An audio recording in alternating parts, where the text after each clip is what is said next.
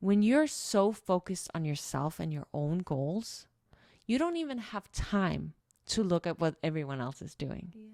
Because you're so in love with the process of you building you. Today I'm here with my first guest of the podcast, Pernilla. Hello! I'm so excited to be on your podcast. I'm so excited you're here, girl. So Pernilla is a content creator and a self-development coach, and she's helped thousands of people transform their lives. So if you've ever struggled with self-doubt, low confidence, feeling stuck in negativity, or wanting to change your life for the better, Pernilla is going to expose all of her secrets today to help you. Why don't you tell us about your background? Like, how did you get into all this? What made you want to start content creation? My background, I'm from Denmark, and I grew up as a happy girl, but had a lot of insecurities in myself, but always loved dancing.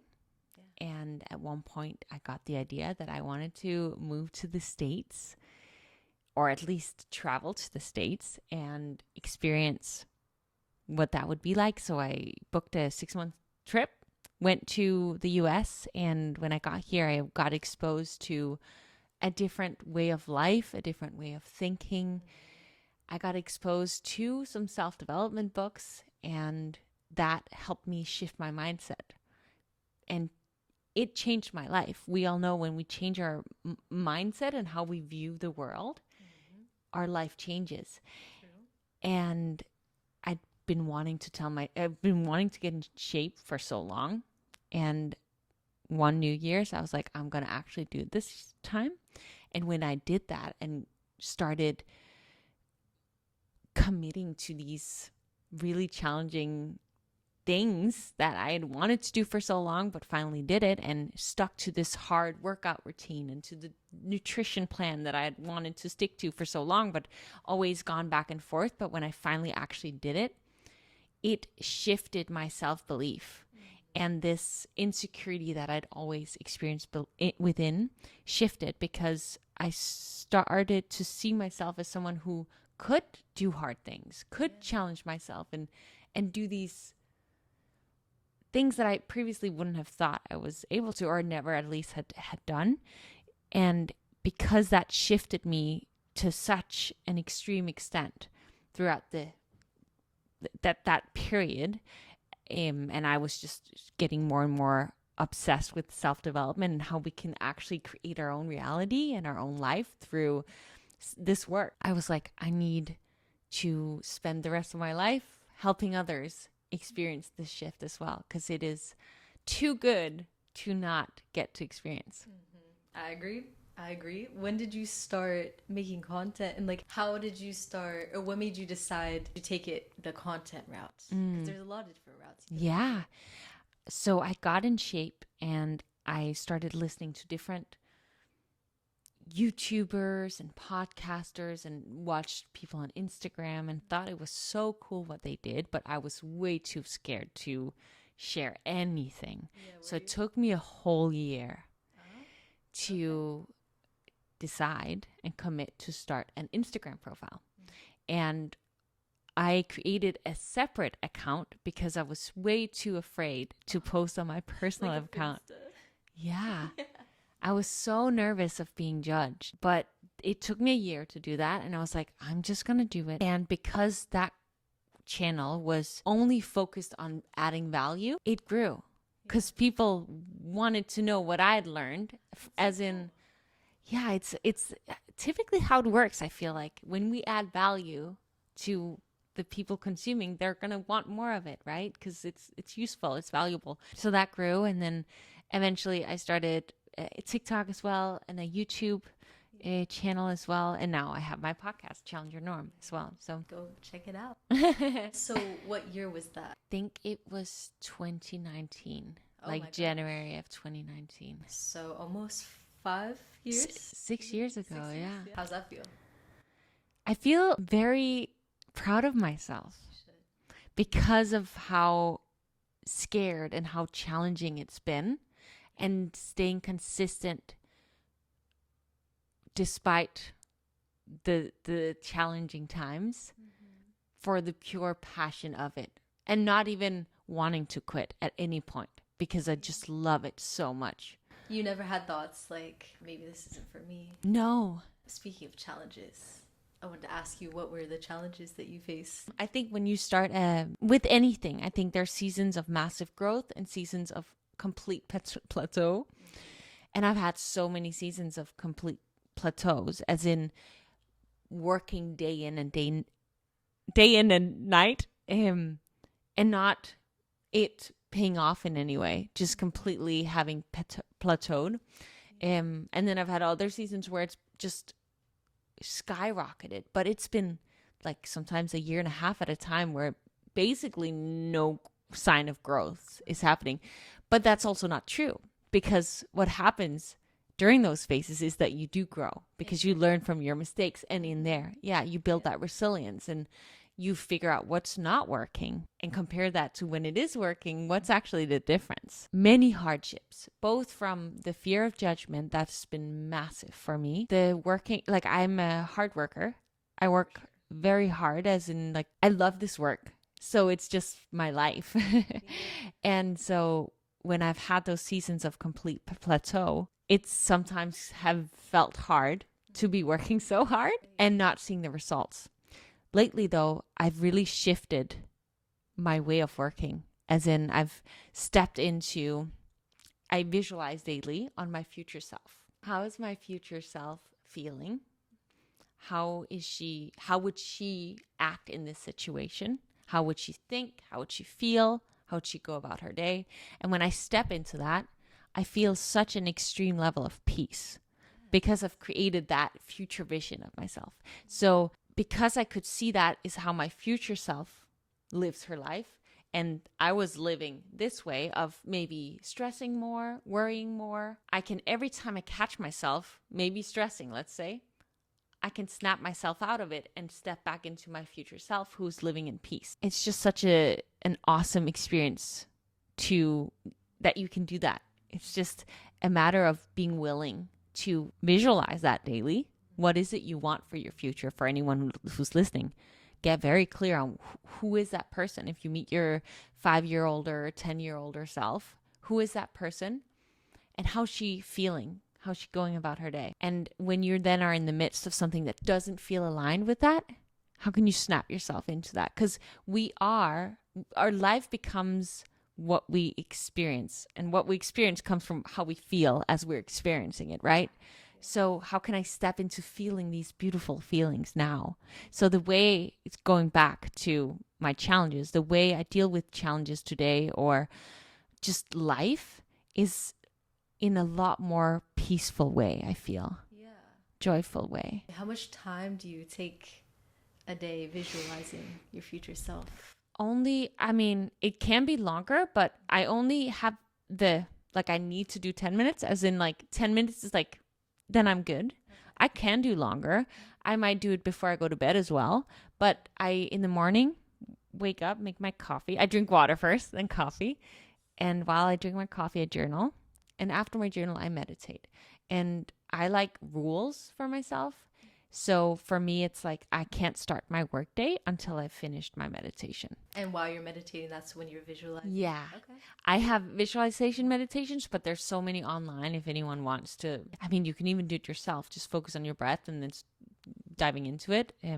But yeah. I love that so much. I could give the audience one for free that you could just get if you want. Yeah. Let's do that. Yeah. Amazing. Could you share, whatever you're comfortable with sharing, could you share an example of an extremely difficult challenge that you were able to maintain positive about, that most people would find difficult to stay positive about? Yeah, many. There's just so many coming.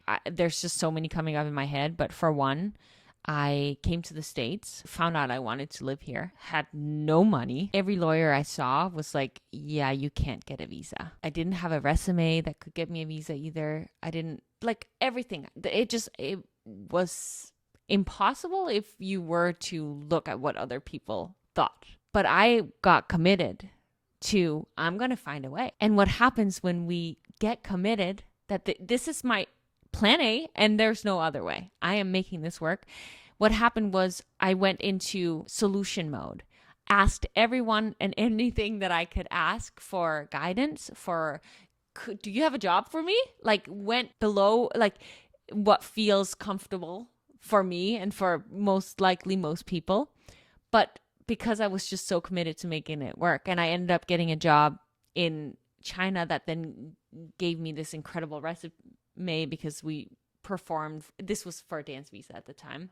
I went here to dance. After having asked thousands of people, that's what it felt like. It probably wasn't 1,000 people, but after having asked around, after months, got a job in China where I got to perform with some of the biggest artists there, earned some money from that, went back to the States, got all the things that you need for a visa, which anyone who's trying to get a US work visa knows that it is a hassle. It is hard work, really hard time that people could see as almost like defeat.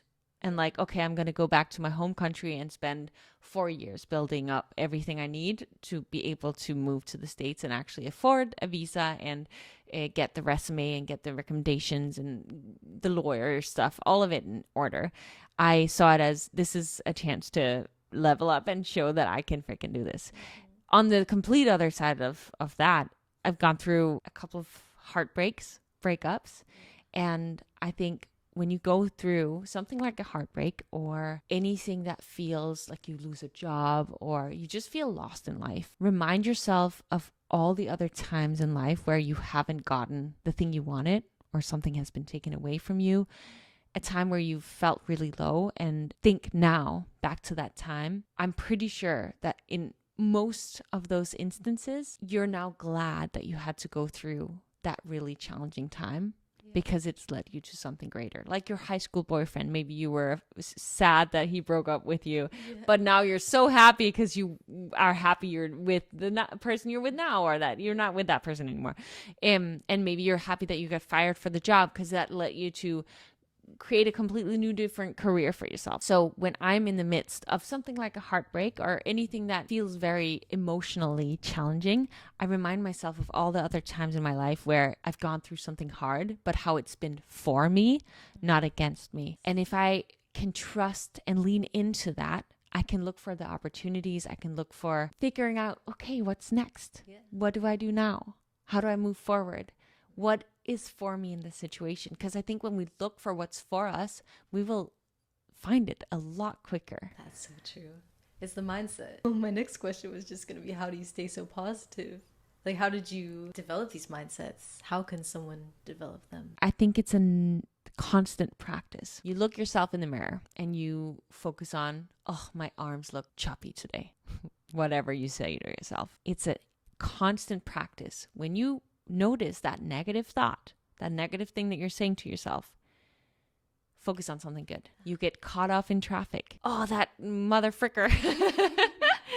It's okay. This is PG-13. You remind yourself, maybe that person's in a rush. Maybe they needed to get somewhere fast. Something comes in at your workday that now you can't get to this other thing that you wanted to. Oh, this is so annoying. How can I make this next hour where I complete this task enjoyable? It's like the constant practice of when you catch yourself. It's about catching the negative thought and replacing it, like you were saying, with something positive. And you think meditation is a good way to do that? Or? It's definitely a great way to become more present, connect with yourself. I think we can't do this practice of instantly catching our negative thought unless we're actually in tune with our body and present. Because we all live on autopilot. So we have to step out of the autopilot. So true. How long has it taken you to get to this point of being able to be that? Like, do you feel like you're pretty quick with it when you catch like a negative thought come up? You're like, nope, I got this. I replace it. Or do you ever have moments still where it lingers and then you replace it? Or where you don't catch it? Or what do you think? I think it's a never-ending journey. I think I've just gotten a lot better at it, and I think the more you practice, the better you get. I just recorded a podcast episode yesterday on me experiencing anxiety in a way that I hadn't for years, and I used to in high school. I would feel like such extreme anxiety when I wanted to go to bed at night, thinking of all the things I'd done wrong throughout the day, just like criticizing myself. And I experienced that a couple of days ago, and it was so wild to me because I hadn't experienced that in so long. But the difference is, I'll experience like little snippets here and there, but the thing is, like, I'll catch it and then I'll know the tools to overcome it so that I can let it go. Because I've read so many books and I'm a self-development nerd. So I've learned all the tools. So it's just about being aware enough and choose to apply it. Because we can know knowledge, but applied knowledge is the only way it's going to actually benefit us. That's the hard part. Yeah. So I experienced something like that the other night. But the difference now is that back in the day, that was me. I thought I was those thoughts. Today, I know that I can raise myself and look at the thoughts from above. Because I'm not the anxious thoughts. They're thoughts that I can take care of. They're separate. Yeah. You don't attach yourself with it. Yeah. And in the moment, I will. But only when I can become aware can I detach myself. And that's the practice that I think you can only get better and better at. I don't think I will ever be able to. I mean, maybe I'll become Buddha one day, but the chances are very low. I think it's just me continuously practicing it and becoming aware of when I'm attaching myself. Because I have so many flaws. I'm learning every day. I make so many mistakes. But I think I'm willing to make those mistakes because when I can see the mistakes, then only can I get better at them, at overcoming them or get better. Right. It's like the gym, you'd say? Yeah. Yeah, that's actually perfect. Also because if you forget to practice it, you can very easily, little by little, lose the muscle or lose the progress that you'd made. So it's like people say, oh, it must feel so nice to have abs. Yes, but it's a everyday consistent practice. Like if I take a week off where I eat cheesecake the whole week, you'll be able to, by the end of the week, already have seen a shift. It's funny. People are like, wait, now I got to do this every day. Yeah, but life gets so good when you do, because it's fulfilling. There's comfort and then there's fulfillment. Yeah. It's like, what do you want? Right. What do you think the difference is between authentic and healthy positivity versus, I don't know if you've heard people say this, toxic positivity? And like, what are your thoughts about toxic positivity? I think putting a cover up over what you're actually feeling, in certain instances, it can be helpful.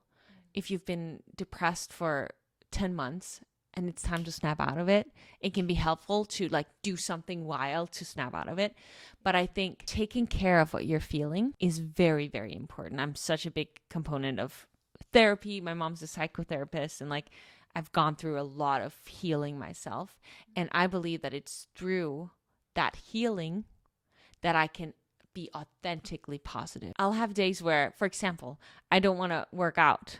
And then I'll be like, I so much want to work out right now. Like I'll cheat my brain into getting hyped to work out, for example.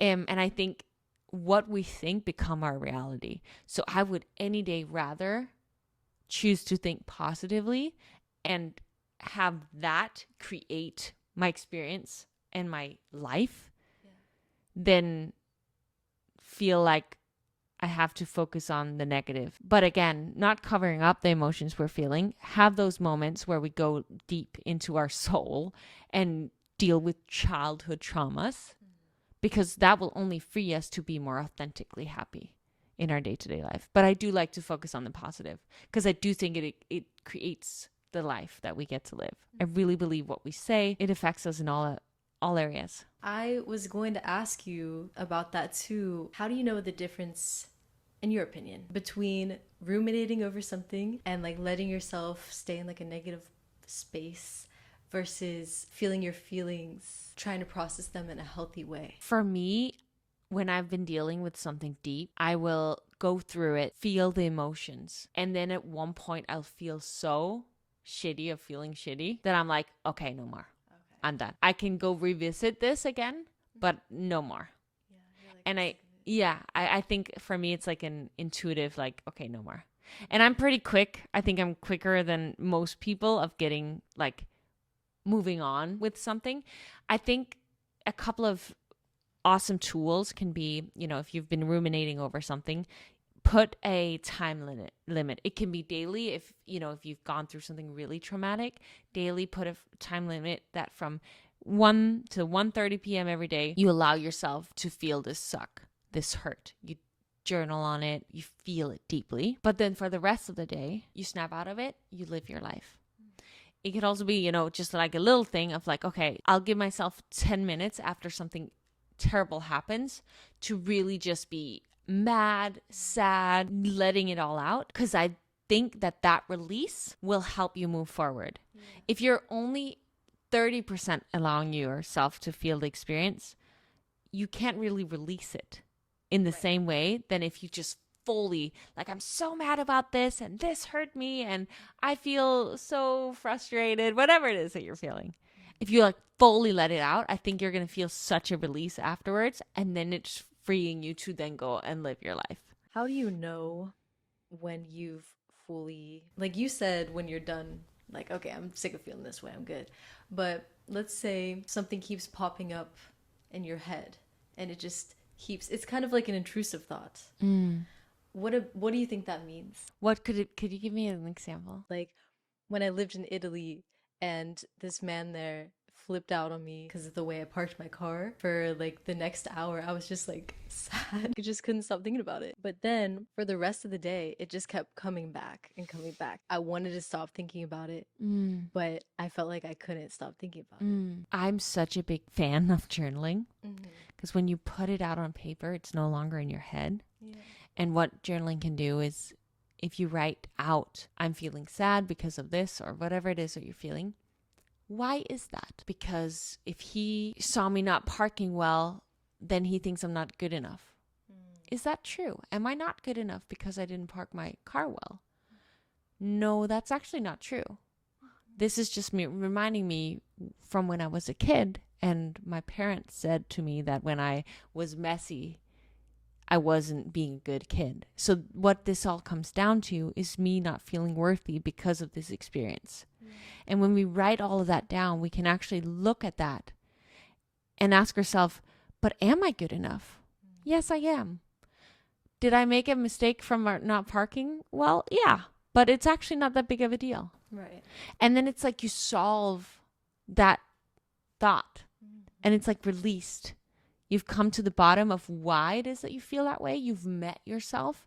You've understood that it's from maybe a younger version of you that didn't feel good enough, worthy enough. And you can give that version of you love, who still is inside of you, right? I believe our younger self is still inside of us. Yeah, for sure. So meeting yourself in that way and giving yourself love and compassion in that way can really, really just eliminate that thought that keeps coming up when you work. And that's why I journal every single morning. It's because everything that I'm a little unsure of or something that keeps bothering me, if I journal on it, I often will realize why it's continuously coming to me, and I can then release it.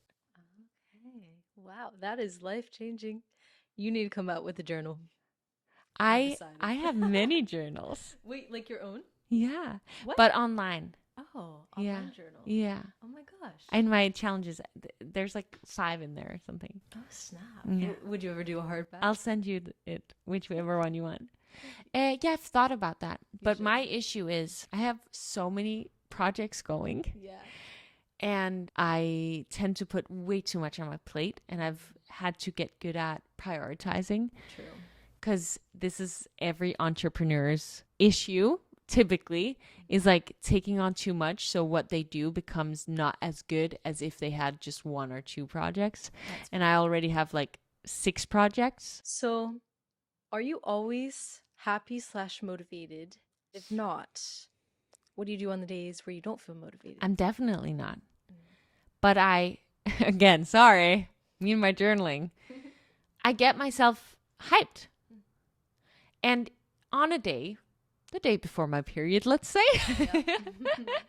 I may be aware that on this day I have a little less energy. I may not be as rainbow and sunshine, but I'll still do everything in my power to show up for myself in a loving way and allow myself to feel whatever I feel. Maybe instead of me sitting on my or standing on my walking treadmill that day, I allow myself to get really comfy, have a nice cup of coffee next to me, put my legs up, have my computer, and then my work day becomes cozy. Yeah.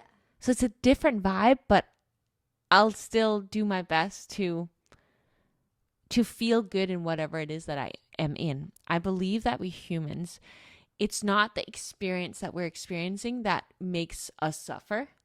It's our resistance towards our experience. So if I'm resisting, I'm not as energized as I usually am or as positive as I usually am. Why are you not good enough today, Pernilla? You suck. Like if I was saying that to myself, it's that resistance towards the experience that is causing my suffering. But if I can just allow whatever is and accept it, then the suffering stops. Right. When everything goes not your way, let's say everything goes wrong on a day, a practice that I really practice it, and I have gotten good at it, and I think that's why maybe some people see me as a positive person, is because, I got a ticket. I could get really frustrated right now, but I'm just going to choose to see it as something that was supposed to happen and a learning lesson. Yeah. And now I missed, all the things go wrong. It's like, how do you look at it? And can you let go of the resistance? Because then you can just flow about your day. That's really good advice. People will maybe now in the comments say that I am a toxic positivity person. But I'm okay with that. I'm okay with that. Because I really believe in these mindset shifts, and they've made my life so much better. And I think for other people, maybe it could too. Yeah. Well, I think that with the toxic positivity thing, sometimes it's like people are saying that things are toxic positivity that are just normal positivity.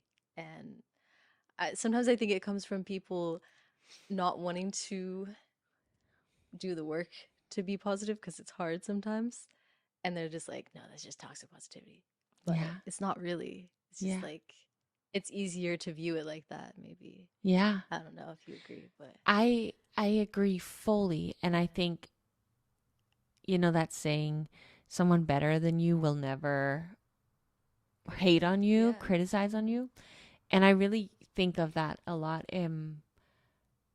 Taking advice from people who you respect and who are living the life that you want, I think is very important. And there is this thing called shadow sides. And it's really, really been beneficial in my life. If anyone wants to talk about judgment, or is that too boring? Let me just go quickly over it, because it can really change someone's life. Every time you see someone do something that you judge or that you think negatively of, it has to do with the fact that it's a side of you that you've not yet learned to love.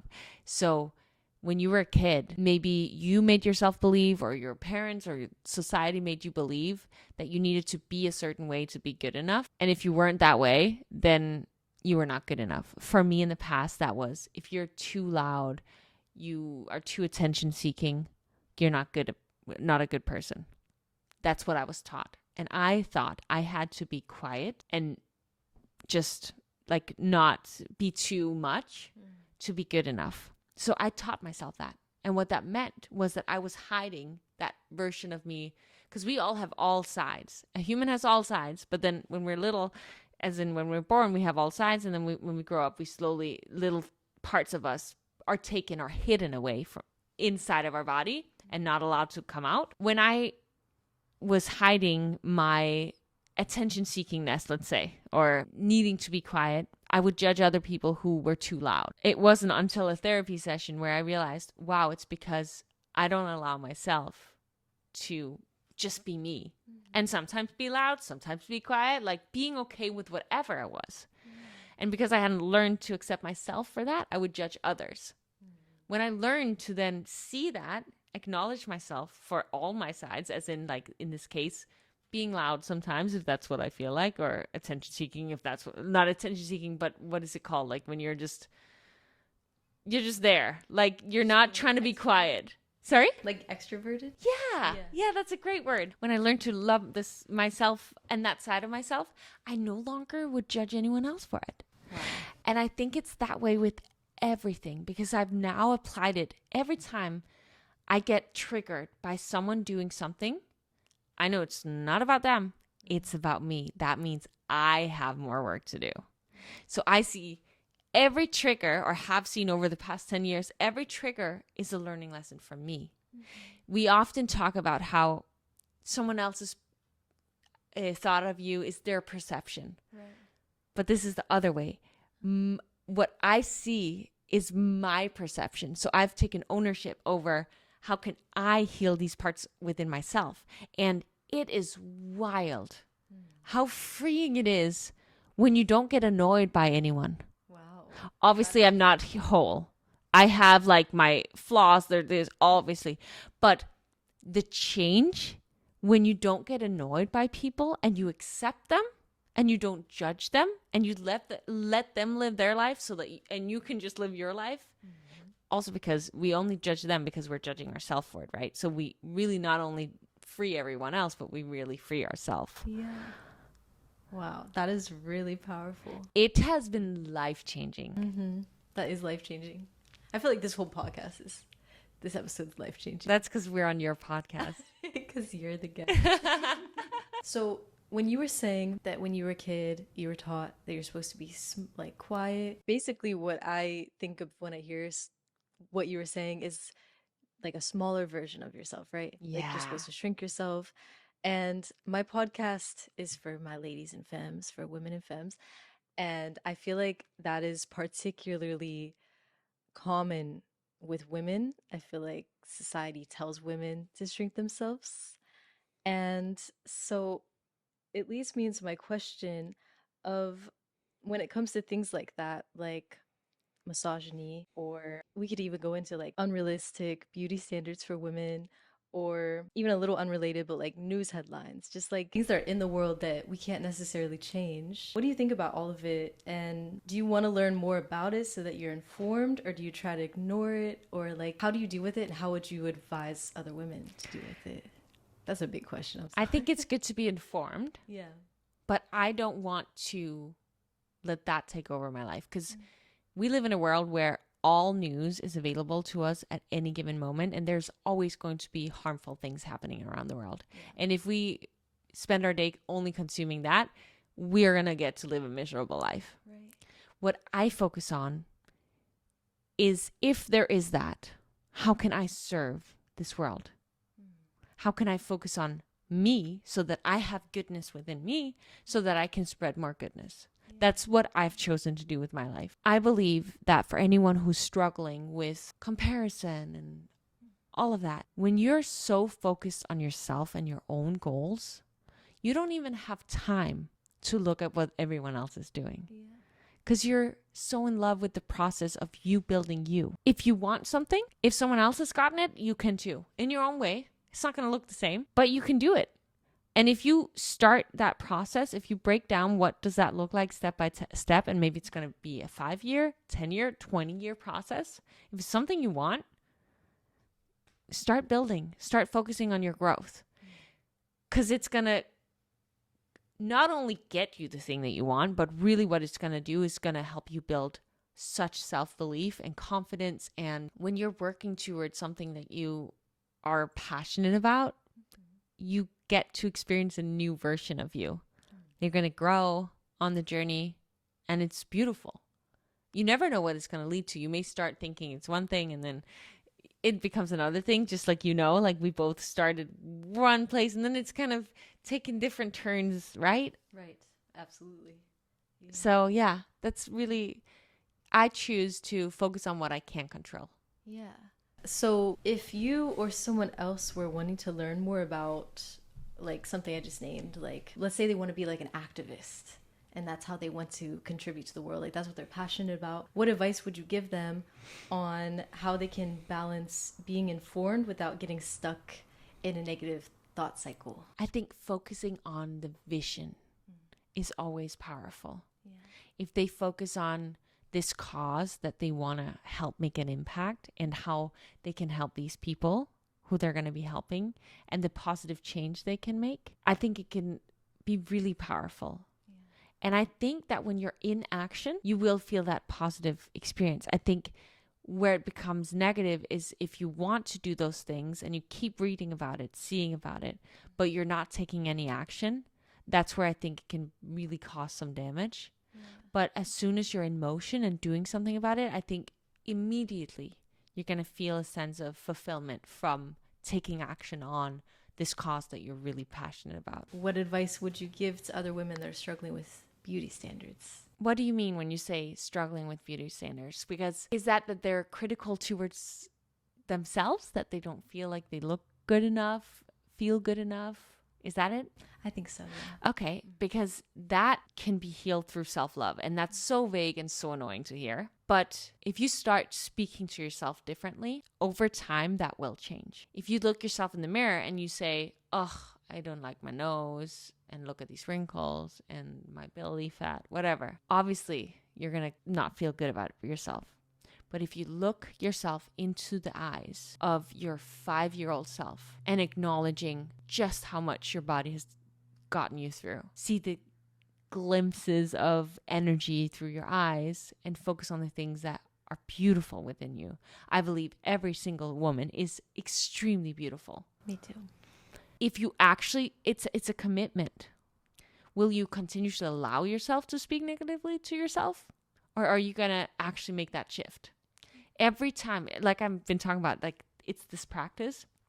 Every time you catch yourself seeing yourself and saying something negatively or thinking something negatively, catch yourself and choose something else. What I like to do with my challengers, the people who join my challenges, is if they have this negative thought, get very clear on what is their typical negative thought and what is the thought that they want to switch out with and say instead.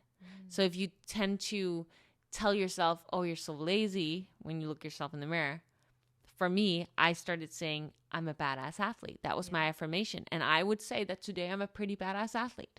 I manifested that through words because I didn't believe that at first. So what is the affirmation that you can switch out this negative with? And while you're doing that, if something is making you feel bad, like if you follow a specific person that makes you feel bad, just unfollow them. Yeah, I've been doing that. But I really see every person I see online as inspiration. If they can, then so can I. If you look at anyone who's become successful at anything, 99.999% of the time, you have no idea where they started, and they have had to put in so much work to get there. Absolutely. And if you have a calling to do something, let's say you've been wanting to get in great shape. You've had that calling. There's a reason you have that calling in your soul. But as long as you don't take action on it, you're not going to know what that could lead to. Like for me, getting in incredible shape completely shifted my whole life around. I wouldn't have gotten to experience all of this if I hadn't committed to going through that hard path. And I think it's that way for, like, if you see someone who puts on their makeup so beautifully and has so beautiful hair, you could learn how to put on makeup and curl your hair in that way. Someone who is in incredible shape, study what it would take for you, make a plan, and show up. Anyone who has tried to get in shape and it hasn't worked for them, who says that it's genetics, I dare them to, for 6 months, be as disciplined as I've been for 6 years. If they put in that determination for just 6 months, come back and tell me if it's genetics. Because you have no idea how much control you have if you just commit. And actually study what it is that you're doing. Because some people will think that they're doing the right things, but then because even though they're eating healthy, maybe they're eating like way over their calories. Right. So it's like actually know a little bit about macros and working out, like using progressive overload, the basics. If anyone did that for 6 months, I promise you, your body would transform. Yeah, you would see changes. Yeah, sure. It's an everyday practice of that discipline. When you said that you didn't believe it at first, but when you said that your mantra, your mantra is I'm a badass athlete, and you didn't believe it at first, I think that's so interesting that it worked, right? Like it changed your brain and made you believe it. Because I have also read a lot of like self-development and watched a lot of self-help content, and so many people say with affirmations, if you don't believe it, you shouldn't say it. Like if you don't believe it, it won't actually work. But you just prove that it can still work. But you also have to take the action. So the reason I think it worked is because I would say it to not get that cookie that I had promised myself to show up for the gym. Like it was like a driver of me identity shifting. Okay. So if you're going to say a mantra, You gotta take the action. Oh, yeah. You can't just say the mantra. You gotta show up for it. You gotta walk the talk. Yeah. So how should someone deal with toxic people? There has to be two people to create a fight. If you can stay in peace, then there will be no fight. I think in certain situations, you have to distance yourself and maybe sometimes completely let go of relationships if they're not good for you. That's, taking care of yourself. And in others, if it's, let's say, a grandparent or something, and you know that, let's not say grandparent, let's say an uncle. Okay. That sense, because I have too much love for my grandparents. I can't even use that. But I also have love for my uncles, but let's just say uncle that tends to say things that are harmful to you. I actually do have an uncle that does that. Oh my goodness. Let me tell you something then. Before you enter a family gathering where he's going to be at and you don't want to cancel the gathering just because you don't want to see him, protect your energy. Almost like put over an energy field, sheet, something. Yeah. Where it's maybe you need to do a little meditation beforehand, just really getting connected with yourself and prepare yourself that when he starts, you just breathe and you maybe give a light response and maybe walk away so that you're preparing yourself to stay in your calm and in your peace, and the protection field is making it not get into you. Right off. Yeah, it bounces right off. I typically do I don't say anything. Typically just stay quiet, and it does work. That's a great technique. Yeah. I love that. Even staying quiet for 5 seconds and then, did you mean to say that blah, blah, blah? And he's like, yep. Really? I don't know. I've never asked, but I'll just be quiet. And then he'll say, why aren't you saying anything? And I'm like, I don't know what you want me to say. That's good. Yeah. Wow, you got it. Just be quiet. Just don't say anything. No, but really. Then they get to sit in that themselves and feel what they just said. I think that's why he asked. Yeah. Why aren't you saying anything? Yeah. He wanted your response. So sometimes no response is the best response. Best response. Yeah. So to shift gears a little bit, well, it's just unrelated, but in terms of misogyny, what advice would you give to women who are in contact with a misogynistic man? For example, if you're at the gym and a man comes up to you and he's saying, you shouldn't lift that much because you're a woman or something like that. Their opinion is not about you. If you know what you love, if you know yourself, you know why you're lifting heavy. I love lifting heavy. Then whatever their belief of the world is, has nothing to do with you. And I don't believe in being harsh back. I just believe in protecting your peace. Because if you get affected by that, then your peace is being taken away from. Yeah. I might say lifting heavy makes me feel so badass and I'm going to continue doing it. But thank you so much for your thoughts. Yeah. But I would even say it in, I'm actually not saying it in a sassy way. Yeah, no. I mean it. Yeah. It's the same when I get hate on the internet. I give that person love because that person does not feel good if they're spending their time criticizing someone who's trying to do positive. And I know what it feels like to not feel good. And when I don't feel good, all I need is love. And what happens when I give them love is that they come back and they're kind. Yeah. And they're human. Have you ever had an instance where they weren't kind after you were kind? Yeah. Yeah. And then do you just block them or? It depends. I might give them more love back, or I might, depending on it. Sometimes I think there's been certain times during my time as a content creator where I've just been I don't really want negativity on my page, and then I've blocked someone. Yeah. If it's been pervert stuff, then I've blocked because that's obviously not something I'm interested in. But yeah, it kind of depends. Speaking of that, what about things like that? A misogyny in a way where a man's coming up to you, let's say at the gym, and he's just being extremely inappropriate. How do you deal with that? Or how would you suggest? I just tend to distance myself. I'll be kind and respond, and then I'll leave. What would you say? So guys come up when you're working out, right? Yeah. And if they keep talking, then I'll just be like, it was so great to talk to you. I have to get to my next set. Just nice and kind. I'm moving on. But what do you mean? What? If they're being inappropriate in what way? Yeah, like in the same way where if someone left a comment, like you were saying, that's just very like disgusting, and you said like you would just delete it. But what if they come up to you and they said something like that in person? Again, I know that it's not about me. It's their, like, something's up with them. Yeah. So I actually wouldn't let it affect me. Unless, sometimes someone can say something to you and it feels traumatizing. That's happened, obviously, like where it's like, and then I would go home and take care of me. Right. My traumatized self. Right. I was, when I was 16, I got drunk. I drank a lot when I was young. I don't drink today. I got drunk, fell asleep at my friend's party. A guy came in, basically me. Yeah. So I've had experiences like that. I'm sharing this because I've noticed and know now that I've opened up about it, that many, many, many, many, many women have gone through. Yeah, I was that. gonna say I've And gone through something. yeah. Yeah. And what happens is that we feel ashamed. Exactly. We feel like we did something wrong, which is what I felt for the longest time. I felt disgusting. Me too. And I'm opening up about it because I've healed my situation, and it's important too. It's very important too. And also to know that it's not your fault. If you don't feel that you are comfortable with sharing it with anyone in your family or friend, like, go to therapy with it. It's important to heal. Because only if you heal it can you then start using it as your strength. Right.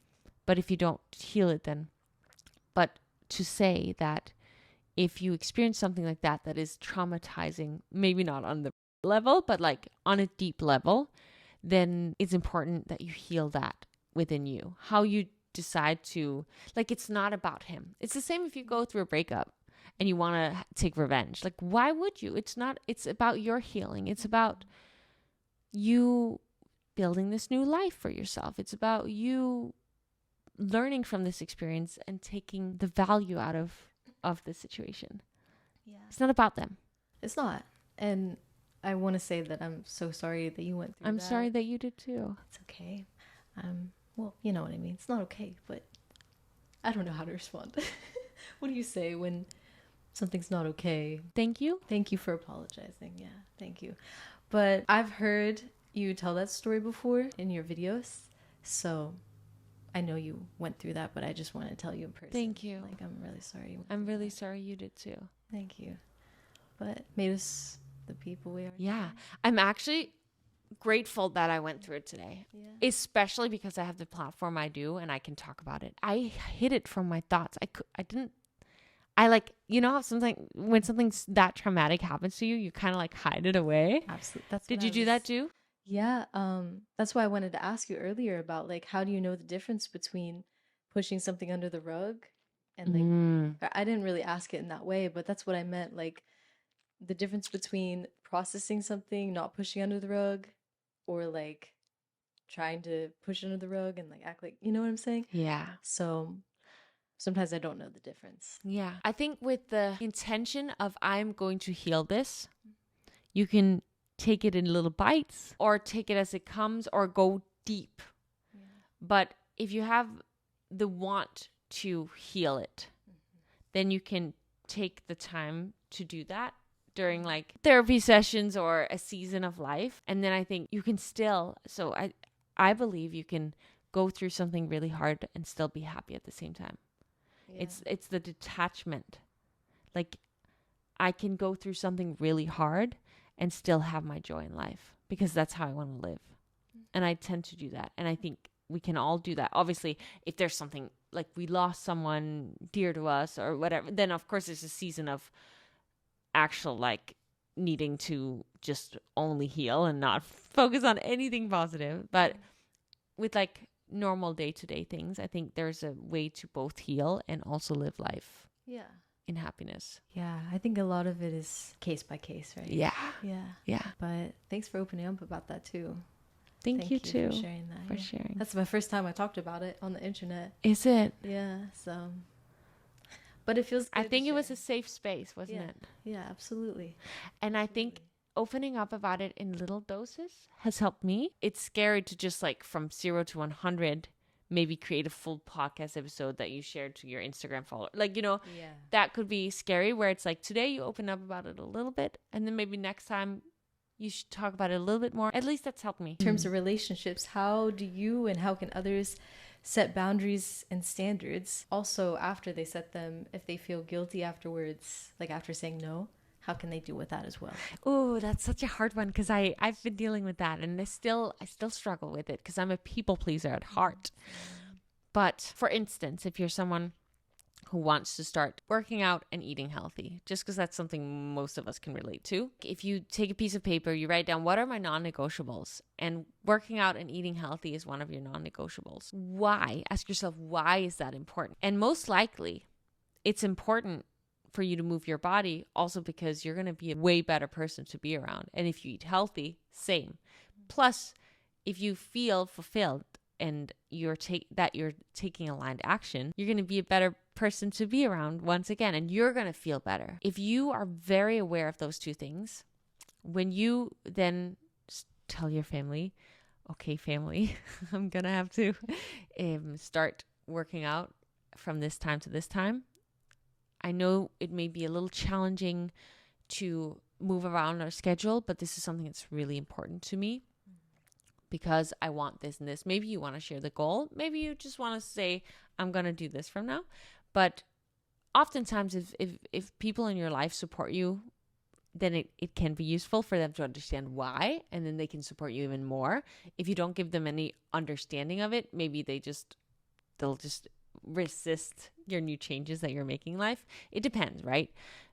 You'll be the only person that can judge what's best to do. So sharing that with the other person, I'm doing this, and I'm going to start eating healthy as well because I want to be healthy. They may judge you at first because oftentimes people who like to stay in their comfort zone don't want the people around them to change. But when they give you that resistance, and when you then feel bad about having done the thing, then you can remind yourself of why you're doing it. Remind yourself of the bigger picture and instantly snap out of the feeling bad. It's that thing again of like raising yourself above the anxious feelings and going from being a people pleaser to not. I know it can be hard, but it's so worth it. And the beautiful thing is also the people who used to judge you will eventually, unless in very specific situations, potentially get inspired by the boundaries that you're setting. Yeah. Or they will leave your life because they don't want to, like before you were a pushover and now you're not a pushover anymore, so they don't want to be in your life anymore. But then really you wouldn't want to be in their life either, right? So just continuously practicing, reminding yourself of why you're doing it. Why am I doing it? I think can be useful. Yeah. And doing this self-love work of like, I am worthy. I am good enough. Because oftentimes as people pleaser, it comes from a place of not feeling good enough. I'm still working through my good enoughness. Oh, I think we all are. Yeah. Honestly. Yeah. That's what my therapist said. She said that every single person she talks to deals with that in some way. Yeah.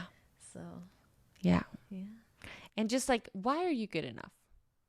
Asking yourself that. Give as many reasons as you can come up with. If someone were to tell you they were stuck in negative thinking patterns, we were kind of talking about this earlier, but to go back to it, what advice would you give them? To catch the thought. Like I would have them make either just one affirmation or one sentence that they could then switch out the thought with. If it was like a positive negative to positive body thing, then it would be something that when they catch themselves, then step into switching it into the positive thought and make that within all the areas that they're changing so that they have in that instant can choose to think differently. But step number 1 is awareness. Unless you can catch yourself in that moment. And sometimes it may take like 5 minutes, 10 minutes, an hour, a day, a year. But when you can catch it, you can change it. If you're not aware, you can't change it. Right. Without awareness, yeah.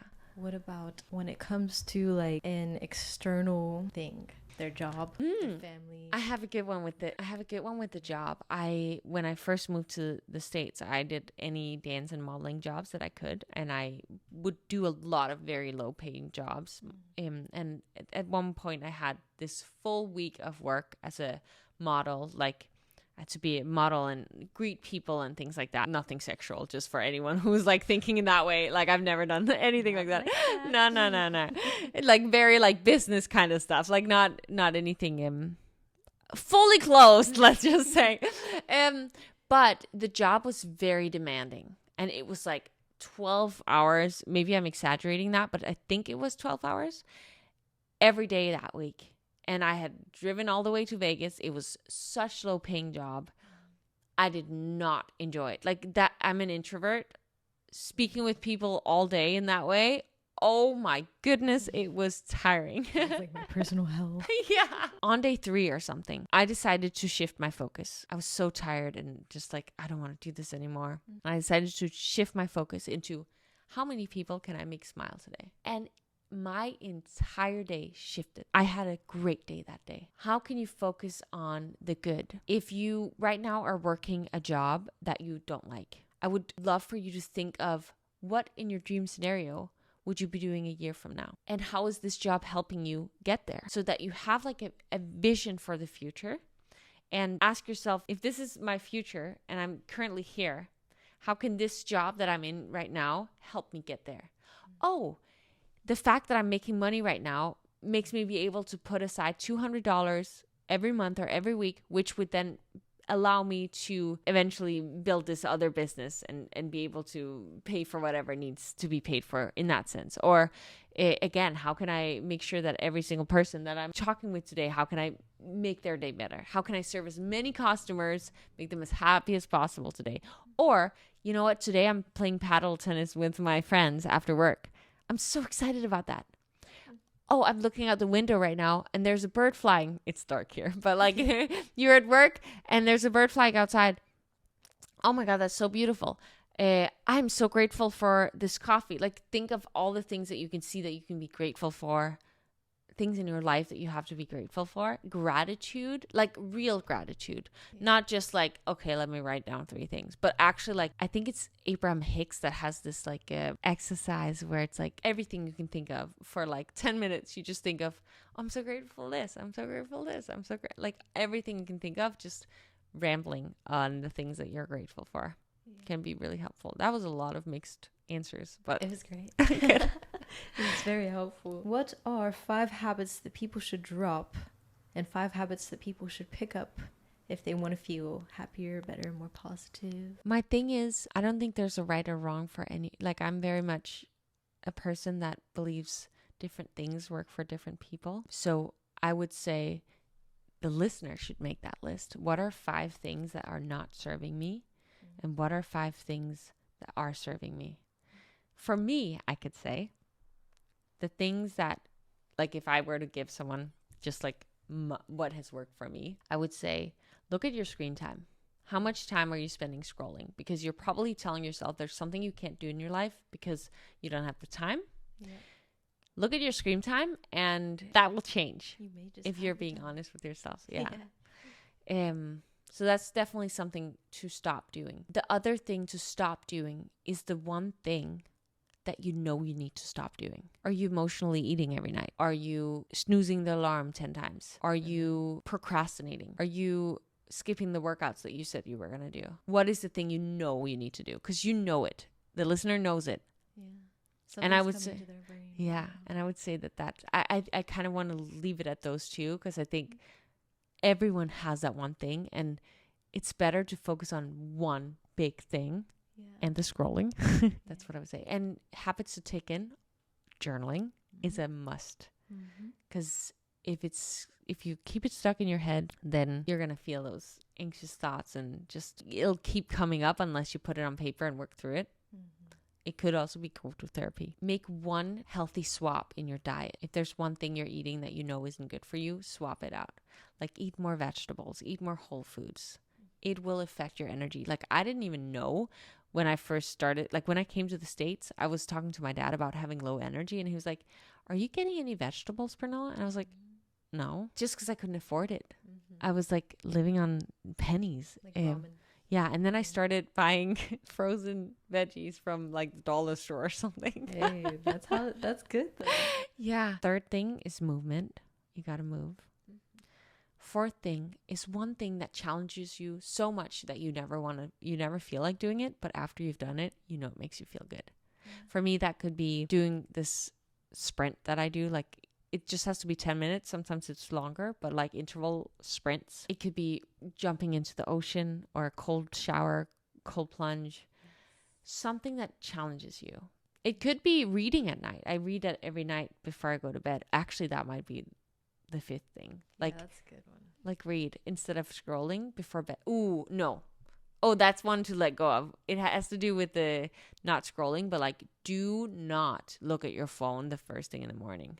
Right. Spend the morning with like something positive, whether it's affirmations you find on YouTube, a positive podcast Abraham makes, whatever you can find that's like positive. How do you remain disciplined without being a part of, as they call it, toxic hustle culture? I ask myself, what do I want? What kind of person do I want to be?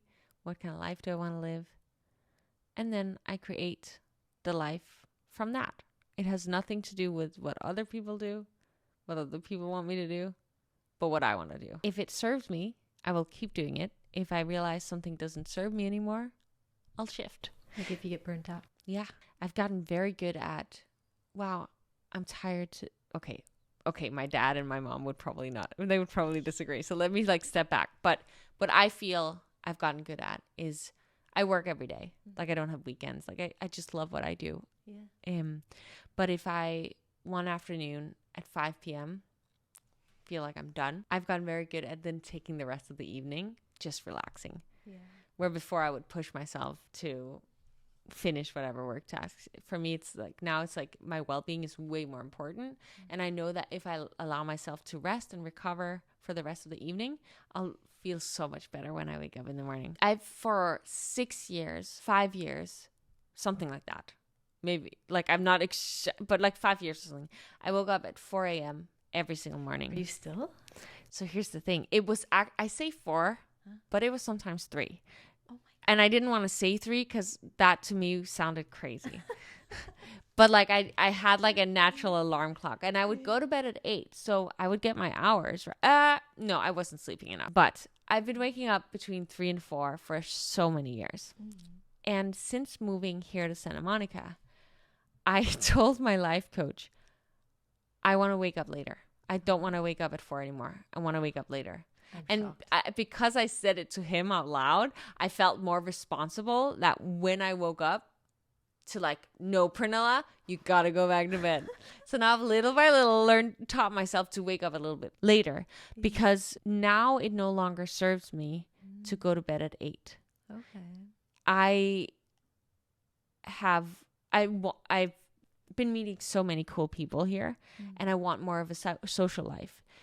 So I've been hanging out with people, and oftentimes I'm not able to, like, it's after work, right? Which if I have to be in bed at 8, there's not much of a, like, you know, you barely can do anything, because that means that at 7 I have to wind down. Yeah, it's like 2 hours. Yeah.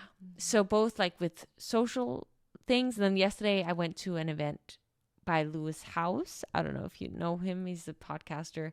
He had Matthew Hussey on there. It was an incredible night. They didn't finish talking till 10 p.m. So I got home at like 11. And things like that before I would have been stressing over, because I knew I would wake up at 4. Where because I'm now training my brain, I think it's also has to do with me living in more of a state of peace now, that I'm able to sleep longer. I think I've definitely had my stress nervous system going when I've at certain stages, but now that I've committed to, sometimes I'm gonna sleep in a little bit longer. For me, like, sleeping in is like 6 a.m. but then it's allowed me more of a social life, or at least the life that I now want to live. So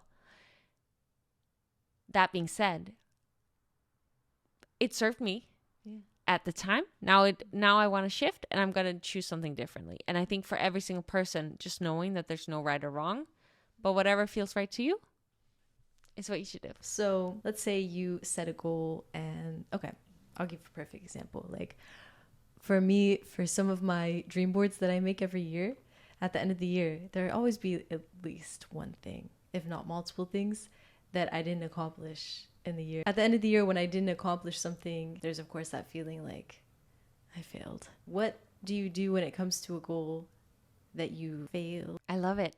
I've set so many goals, and I set high goals. I love aiming high. If it doesn't happen, oh well, I learn from it and I keep moving forward. Do you keep trying to go for it? If it still is, if it makes sense for me to go for it, yeah. Okay. I don't see it as a failure. It just has taught me so much about what not to do. Or I'm getting a little bit closer, and maybe I was just very ambitious. We have such a long life. Yeah. And as long as we still continue growing, I'm really loving the process of everything I'm doing. I love the journey. And I think falling in love with the journey rather than the destination is massive. And I've achieved so many of the goals that I've set. And what I realize is that when I reach a goal, it's really cool. But that's not what brings me happiness in my day-to-day life. It's not actually reaching the goal. It's getting there that makes me happy. Just the pursuit. Yeah. Do you have I know you have a morning routine, night routine, right? I'm wondering what that, and if you have a self-care routine, I'm wondering what they look like. I would say for me, my self-care routine is being really nice to myself. That's beautiful. I try loving myself for my flaws, all of the good and the bad. My morning routine is I get up, I get my coffee. I drink water first, drink some water, get my coffee, and then I journal for however long I want. And I do some journaling prompts. I ask myself questions to get clear on certain things, and sometimes I brainstorm on different projects and solutions for different things I'm going through. And then I meditate, and then I start my workday. What about at night? I don't have big night routine. I read before I go to bed. Go to bed, and then I read, and I make sure to have pretty good thoughts before I go to bed. Nice. Yeah, I used to watch something before I go to bed, but I've really realized how reading plays a big part. There's some days, like every now and then, when I have one of those days where I feel so tired from just a long week, where I'll have like an off day of reading. Of reading, and where I'll allow myself to fall asleep with something like mind-numbing, like when my brain is just tired and it needs to completely just like not even think of reading. Yeah. Then I'll allow myself something like that. Okay. This has been amazing. I love chatting with you. Thank you so much. Yes. You had such good questions too. I appreciate you so much. Thank you. I really was so excited to ask you them, because I feel like this has not only helped me, but it's going to help so many people that listen. And everybody go give her a follow. I love you. On all her platforms. I love you too. Do you want to list your platforms? My name is Pernilla, P-E-R, and then I write it N-L-L-L-A. I actually didn't realize that. Yeah, you don't see it because it's like 3 L's. It looks like an I. Yeah, I thought it was an I. Yeah. See, I'm glad I didn't see it. Okay. And I also have a podcast called Challenge Your Norm. Yes. And that's it. Anything you want to promote? I have challenges where I guide people through programs, workout program, nutrition, and self-development. They get my journaling challenges and stuff like that, if anyone feel called. But really, I'm just happy that they're here with you, because I know they're in good hands. Oh, thank you so much. She's a beautiful person. You are too. Out, so. You are too. Thank you for having me on. I'm so here. proud of you for starting this podcast too. Thank you so much. And it's so awesome to see you just in your power and your element. Thank you so much. I feel the same way about you. See you guys in the next episode. Bye. Bye.